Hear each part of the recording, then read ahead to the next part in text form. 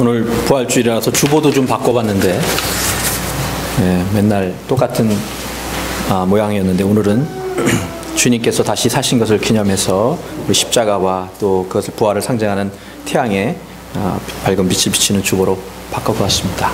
또 찬양 다시 사셨네.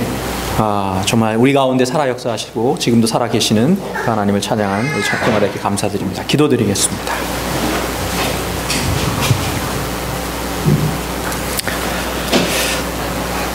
부활의 주님 감사드립니다. 이 아침에 우리의 생명을 다시금 일깨워 주시기 위해서 부활하시고 우리에게 부활의 능력과 권세로 다시 한번 거듭날 수 있도록 그렇게 은혜 주신 것 감사드립니다. 이제 우리가 주님의 말씀을 붙들고 주님의 말씀 안에서 새롭게 태어나기를 원합니다.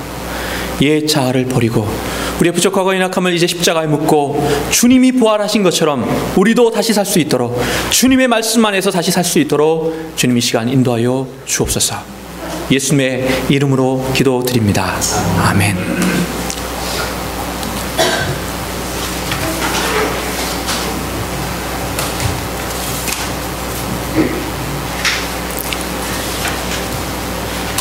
수십만 명의 사람들이 조그마한 장소에 모여서 자기네들이 빽빽히 모여 있는 땅을 망쳐버리려고 제 아무리 길을 써보아도 또 그 땅에 아무것도 자라지 못하게 돌을 깔아 덮어버리더라도 석탄이나 석유, 연기를 그을려 놓는다 하더라도 아무리 수목을 베어버린다 하더라도 도시에서도 봄은 역시 봄이었다. 햇볕이 따사로이 내리쬐자 푸른 되살아나서 송두리째 뽑아버리지 못한 곳이라면 가로수 길 옆 잔디는 물론이요 바위 틈바위에서도 파릇파릇 싹터 올랐다. 자작나무, 백영나무, 벚나무는 끈기 있고 향기로운 잎사귀를 벌리고 보리수는 빵끝이 벌어진 싹을 부풀려 올리고 있었다. 까마귀와 참새 그리고 비둘기들은 봄을 즐기는 듯이 벌써 보금자리를 마련하기에 바빴고 파리들도 양지 바른 담장가에서 윙윙거리고 있었다. 이처럼 초목과 새들과 벌레들 그리고 아이들은 모두 즐거웠다. 그러나 인간은 끊임없이 자기를 속이고 괴롭히며 또 서로 속이고 서로 괴롭히고 있다. 인간은 이처럼 아름다운 봄날 아침을 신성하게도 귀중하게도 생각하고 있지 않았다. 혹시 아실지 모르겠는데 유명한 작가 도스토옙스키의 부활이라는 소설의 첫 부분입니다. 이 멋진 봄날 아침, 주님이 부활하신 아침에 주님을 찬양할 수 있고 또 우리가 함께 주님을 예배할 수 있다는 것이 얼마나 기쁜 일인지 모르겠습니다. 아침에 이슬 속에서도 알록달록 색동옷을 자랑하는 꽃잎들 속에서도 그리고 자세히 관찰하면 부지런히 아침을 준비하려고 움직이는 개미와 지저귀는 저 새들 속에서도 온통 주님의 부활의 향기를 우리가 맡을 수 있는데도 불구하고 우리들은 삶의 무게에 찌들렸어. 또 어렵고 힘든 일들에 파묻혀서 바쁜 생활 속에서 그 주님의 아름다움과 부활과 생명을 제대로 깨닫지 못하고 있는 것이 우리의 모습은 아닙니까? 오늘 이 아침에 부활절 아침에 다시 한번 주님의 부활을 우리가 돌아보면서 우리 안에 죽었던 우리의 감각들이 또 감사가 기쁨이 참 생명이 회복될 수 있기를 바랍니다.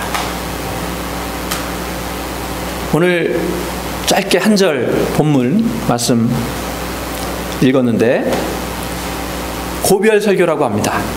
예수님께서 이제 제자들을 이 땅에 남겨두시고 하늘로 올라가시기 전에 또 이제 십자가를 지시기 전에 마지막 제자들에게 말씀을 주신 긴 설교를 우리가 고별 설교라고 이름하는데 요한복음에 보면 12장에 예수님께서 예루살렘으로 입성을 하십니다.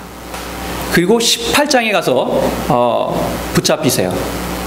그러니까 12장부터 해서 12장, 13장, 14장, 15장, 16장, 17장까지 굉장히 긴 이 장이 다 예수님과 제자들과의 그 마지막 일주일의 그 기간을 나타내는데, 여러분 성경은 어떤지 모르겠지만 제 성경을 펼쳐서 보면 새빨갛습니다. 왜 그러냐면 제 성경은 예수님이 말씀하신 그것 자체는 빨간색으로 이렇게 좀 다르게 표시가 되어 있는데, 여러분 성경에도 혹시 그런 성경 있으시면 한번 보세요. 12장 이후부터는 검은 데가 별로 없고 전부 빨갛습니다. 왜 그러느냐? 이제 제자들을 남겨두고 이 땅에 남기고 가시는 그 길에 너무나도 안타까운 마음에 한 말씀이라도 제자들에게 더 주시기 위해서 너무나도 많은 말씀들을, 여러 말씀들을 해 주셨기 때문에 그렇습니다. 그리고 그렇게 긴 말씀을 하시는 것이 사실은 16장으로 끝나고 17장은 하나님께 드리는 기도의 말씀입니다. 그 16장 이제 마지막 제자들에게 그러한 여러 말씀을 주시고 마지막 말씀 정리하면서 주신 말씀이 오늘 본문 요한복음 16장 33절의 말씀입니다. 결론으로 주신 겁니다. 그래서 보면 어떻게 말씀하냐면, 먼저 이것을 너에게 이르는 것은 너희로 내 안에서 평안을 누리게 하기 위함이니라. 지금까지 긴 말씀을 주신 이유를 한마디로 요약하셔서 지금 뭐라고 얘기를 하셨냐면, 내 안에서 너희가 평안을 누리게 하기 위해서 내가 이러한 말들을 한 것이다. 주님께서 너무나도 제자를 사랑하셨기 때문에 마찬가지죠. 모든 사람들이 이제 특별히 마지막으로, 내가 여러분도 한번 생각해 보세요. 마지막으로 이제 뭐 내일이면 또는 일주일 뒤면 죽는다 이랬을 때 정말 사랑하는 가족들에게 무슨 말씀을 하고 싶으시겠습니까? 주님께서 너무나도 사랑하는 그 제자들, 이제 그들 남기고 가는 그 마음 속에서 내가 지금까지 여러 가지 말들을 했는데 그것은 너희들이 이 땅에서, 그래서 내 안에서 평안을 누리게 하기 위해서 내가 그렇게 한 것이다. 그리고 나서 딱 다음 말씀이 뭐라고 그러시냐면, 세상에서는 너희가 환난을 당할 것이다. 바로 앞에 내가 너희들에게 평안을 주기 위해서 이렇게 말을 여러 가지로 했는데, 그러고 나서 딱 다음 나오는 말씀이 세상에서는 너희가 환난을 당할 것이다. 여러분, 간호사가 주사를 놓을 때 두 타입이 있답니다. 크게 말하면 두 타입이 있는데, 하나는 하나도 안 아파요. 그 마음을 진정시키기 위해서 그러는 말이겠지만 하나도 안 아파요 이렇게 얘기를 하는 타입이 있대요. 근데 안 아픕니까? 안 아픈 주사 아직까지 제가 못 맞아봤어요. 그래서 맞고 나면 속았다, 그런 생각이 듭니다. 또 한 유형은, 어떤 간호사는 아예 처음부터 좀 아플 겁니다, 따끔할 겁니다 이렇게 미리 얘기해주는 타입이 있습니다. 뭐 그런 말 듣는다고 해서 안 아픈 건 아니지만 적어도 마음의 준비는 좀 하게 됩니다. 주님은 어떤 타입이신 것 같으세요? 우리 주님은 보니까 두 번째 타입이셨어요. 그래서 야, 아무 문제 없을 거야 이렇게 말씀하지 않으시고, 정말 문제를 바로 바라보도록, 세상에서는 너희가 환난을 당할 것이다 이렇게 말씀을 하셨습니다. 또 영어로 보면 In this world you will have trouble 이렇게 말씀하셨는데, you may or you might 이렇게 말씀하지 않으시고, 다시 말하면 그럴지도 몰라, 그럴 수도 있어 이렇게 말씀하신 것이 아니고, 반드시 you will have trouble, 반드시 너희는 문제를 만나게 될 거야. 네가 이 세상을 살아가는 동안 끊임없이 문제가 너를 따라다닐 거야. 지금 이렇게 말씀하신 거예요. 여러분 어떠신지 모르겠어요. 전 요즘 이 말씀이 정말 실감이 나요. 뭐 어릴 때는, 좀 젊었을 때는 멋몰라서 그냥 다 모든 것이 문제없이 잘 될 줄 알았습니다. 내가 하나님을 믿으니까 나는 하나님만 바라보고 나가면 모든 문제 만사 오케이일 줄 알았어요. 근데 옳은 길을 가는데, 분명히 이 길이 맞는데 왜 이렇게 시련이 많아요? 왜 이렇게 어려움이 닥칩니까? 왜 이렇게 문제가 많습니까? 도저히 이해가 잘 안 됐어요.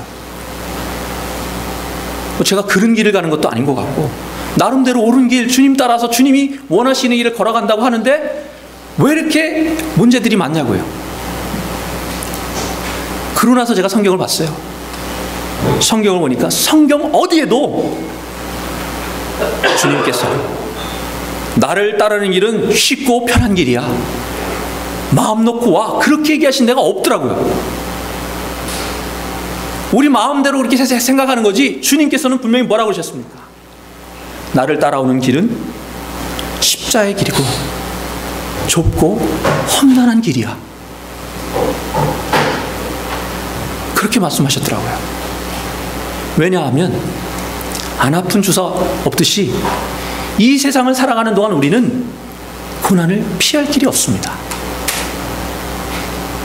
더군다나 진리의 길, 생명의 길을 걸어감에 있어서 고난과 아픔과 자기 희생 없이, 눈물 없이 그 길을 걸어갈 수 없는 거예요. 주님도 그러셨습니다. 그래서 주님은 그것을 너무나도 잘 아시기 때문에 사랑하는 제자들의 마음을 위로하시는 그 가운데 마지막 말씀으로 세상에서는 너희가 환난을 당할 것이다, 환난을 피할 길은 없어, 그렇게 말씀하신 것입니다. 중요한 것은 그 다음 단어입니다. 주님께서 이렇게 덧붙였습니다. 그렇지만 담대해라. Take heart. 마음을 붙잡아라. 마음을 굳게 하고 마음 다져 먹어라. 실제로 그렇습니다. 마음이 무너지면 모든 게 무너지는 것입니다. 아무리 어려운 상황 속에서 마음 굳게 잡고 있으면 길이 있고요, 길이 없어도 길이 생겨질 줄로 믿습니다. 그런데 별것 아닌 일에도 우리가 마음을 놓으면 우리는 무너지게 되어 있습니다. 세족 목요일, 저희는 특별히 세족 목요일을 따로 예배 자주 드리지 않는데, 한인 교회들은 PCS 교회들은 거의 그렇게 드리는 것 같습니다. 그래서 제1장로교회하고 오픈도어 처치가 예배 드리는 곳에서 참석을 했었는데, 그때 오픈도어 처치의 스캇 목사님이 짧게 말씀을 쉐어링 하시는데, 그때 베드로와 가룟 유다를 비교하셨어요. 베드로와 가룟 유다, 여러분 둘 다 똑같은 배신자입니다. 누가 더 큰 죄를 졌어요? 가룟 유다가 더 큰 죄를 졌습니까? 아니면 베드로가 더 큰 죄를 졌습니까? 베드로가 예수님 3번 부인한 건 다 아시잖아요. 그게 뭐 가룟 유다가 예수님 판 거보다 좀 덜한 죄입니까? 똑같은 죄예요. 똑같은 배신자입니다. 그런데 결과는 180도 달랐잖아요. 가룟 유다는 목매서 자살을 했고, 베드로는 다시 교회를 얻고 초대교회의 기둥으로 우뚝 서가지고 하나님께 큰 영광을 돌려드리는 그런 삶을 살았습니다. 차이가 뭘 것 같으세요?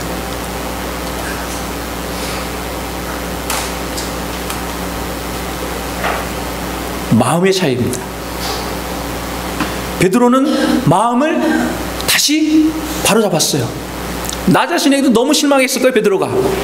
그렇지만 나는 내가 어떻게 할 수 없지만, 그럼에도 불구하고 하나님이 나와 함께 하시고 주님이 날 사랑하시고 그 주님 나 사랑해, 그렇게 마음을 다잡아 먹었습니다.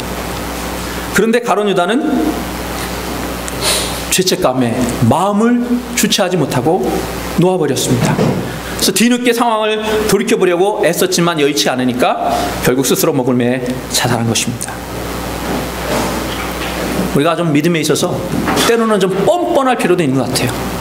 하나님 앞에 여러분, 우리가 좀 뻔뻔할 필요도 있습니다. 여러분, 하나님 앞에 정말 너무나도 거룩해서 떳떳이 얼굴 들고 설 수 있는 분이 여기 누가 있겠어요?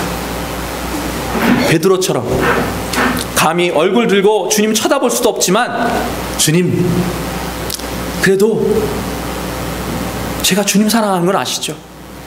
제가 너무 두려워가지고 너무 무서워서 주님 몇 번 부인하긴 했지만, 그래도 제 마음은 그게 아닌 거 아시잖아요. 우리가 하나님 앞에 좀 그럴 수 있었으면 좋겠습니다. 우리가 뭐 잘나서 주님 믿는 것 아니고, 우리가 다 잘나서 주님 앞에 서 있는 것 아니고, 주님의 은혜 때문에, 그의 놀라운 사랑 때문에 우리가 있기 때문에 다시 한번 마음 다잡았고 다시 일어서서 하나님 원하는 길로 내가 가고 싶습니다. 주님, 난 연약합니다. 나를 붙잡아 주십시오. 나와 함께하여 주옵소서. 베드로에겐 그러한 마음이 있었던 것입니다. 그래서 주님은 마지막 이제 삶의 길을 걸어가시면서 제자들을 떠나가시면서 그들에게 한마디 주신 것이죠. Take heart. 마음을 다잡아봐라. 왜냐하면 주님께서는 이것이 너무나도 중요하다는 사실을 아셨기 때문입니다. 그들이 걸어갈 길이 어떤 길이고 또 주님께서 걸어가실 길이 어떤 길인지를 아셨고 또 제자들도 이제 주님을 따라 순교의 길을 가야만 할 것을 아셨기 때문에 야, 너네 문제 아무 문제도 없어 이렇게 얘기하지 않으시고 틀림없이 문제가 너희 앞에 또 너희를 따를 거야. 그러나 마음을 담대히 가져라. 마음을 다잡아라. 말씀하신 것입니다. 여기까지는 좀 이해가 됩니다. 그런데 그 다음 말씀이 도저히 이해가 쉽지 않아요. 뭐라고 그러시느냐? 세상에서 너희가 환난을 당하나 담대하라. 그리고 나서 하신 말씀이 내가 세상을 이기었노라. 이게 좀 말이 안 되는 이유는 지금 상황이 어떤 때인지를 우리가 정확히 봐야 됩니다. 주님께서 이 말씀하신 때가 부활하셔서 부활의 영광을 가지시고 야, 내가 이겼다, 이겼노라 이렇게 얘기하신 게 아니에요. 지금 어떤 때라고요? 부활은커녕 아직 십자가도 안 지셨어요. 제자들에게 내가 십자가를 지고 죽을 거야 라고 얘기하니까 제자들이 그 말이 무슨 뜻이지 긴가민가 해가지고 우왕좌왕하면서 야, 이게 무슨 얘기야? 서로 간에 지금 그러고 있을 때입니다. 근데 주님께서 내가 세상을 이기었노라. 영어로 보면 I have overcome the world. I will이 아니고 그러니까 내가 앞으로 이길 거야, 승리할 거야, 이길 수 있어 이렇게 얘기하신 게 아니고 이미 내가 다 이겼어. 지금 이렇게 얘기하신 거예요. 우선 이런 해석이 가능합니다. 이제 주님께서 십자가를 곧 지실 것이고 또 사흘 만에 부활하실 것 주님 물론 아셨겠죠. 그래서 이제 제자들을 위로하기 위해서 이렇게 말씀하신 것이다.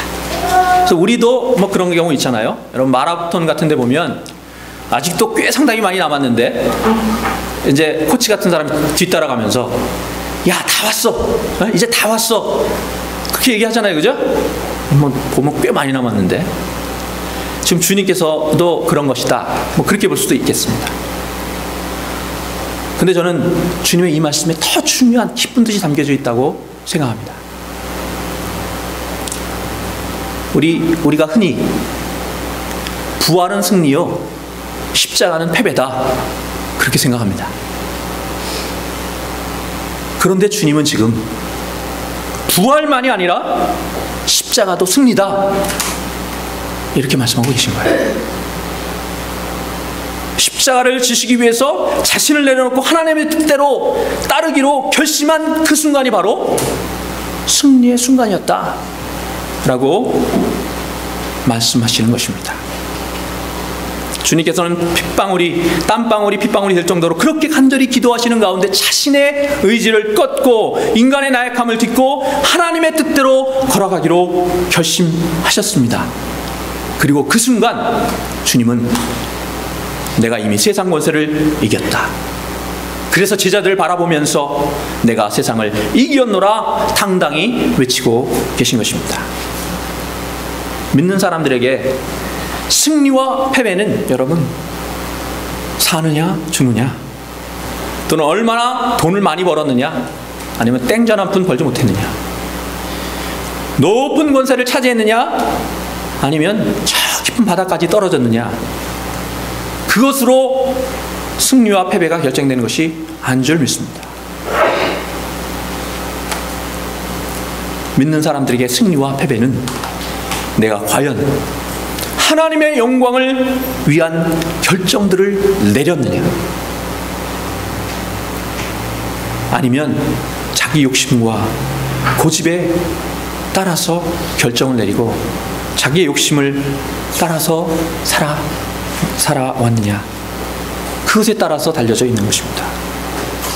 여러분, 우리가 이런 시각으로 바라보아야 성경이 제대로 이해가 됩니다. 여러분, 사도행전에 두 큰 대비되는 이야기가 나오는데, 우리가 지난주에 살펴보았던 베드로와 요한, 산헤드린 공회에서 정말 어쩔 수 없이 놓아줄 수밖에 없는 그런 상황으로 그래서 풀려났습니다. 무사히 손가락 하나 다치지 않고 풀려났어요. 그런데 몇 장 넘겨서 보면 사도행전 7장에 스데반이 나옵니다. 똑같이 산헤드린 공회에 섰어요. 재판을 받았어요. 스데반은 어떻게 됐어요? 돌에 맞아 죽었어요. 돌에 맞아 죽었어요. 그러면 여러분, 누가 승리한 것입니까? 베드로와 요한이 승리했습니까? 아니면 스데반이 승리했습니까? 베드로와 요한은 승리했고 스데반은 패배했습니까? 아닙니다. 둘 다 승리한 줄로 믿습니다. 둘 다 하나님 말씀을 담대히 증거했습니다. 한쪽은 순교했고 한쪽은 무사히 풀려났지만 그들 모두 하나님의 뜻을 따라서 담대히 하나님의 말씀을 증거했고 그 일로 하나님께 영광을 돌려드렸습니다. 그랬기 때문에 하나님 바라보실 때 베드로나 요한만이 아니라 스데반도 분명히 승리한 줄로 믿습니다. 그렇다면 주님의 부활의 의미는 이제 좀 달라져야 돼요. 십자가는 패배고 부활은 승리가 아니라 분명히 십자가도 하나님의 뜻을 따라 걸어간 그 길도 세상이 봤을 때는 그것을 패배라고 얘기할지 모르지만 하나님 보시기에 분명한 승리인 줄로 믿습니다. 다만 하나님께서는 그 길이 옳았다, 십자가의 길이 옳았다라는 것을 보여주시기 위해서 부활의 기쁨도 선물로 우리에게 주신 줄로 믿습니다. 우리 모두가 주님의 부활을 경험할 수 있기를 소원합니다. 그러나 그것보다 먼저 담대히 하나님 말씀을 선포하며 제약된 세상 속에서 하나님의 뜻을 따라서 비록 그 길이 좁고 험한 길이고 아무도 따르는 길이 아니어도 세상 사람들이 알아주지 않는 길이어도 주님께서 걸어가신 길이기 때문에 내가 그 길을 걸어갈 때 주님께서 너도 나처럼 세상을 이겼구나 말씀하실 줄로 믿습니다. 그때 하나님께서는 우리를 예수 그리스도를 죽음의 권세에서 건지셔서 모든 산자의 소망을 삼으셨듯이 우리에게도 놀라운 부활의 능력을 경험하고 또 그것을 간증할 수 있도록 그렇게 인도해 주실 줄로 믿습니다. 기도드리겠습니다.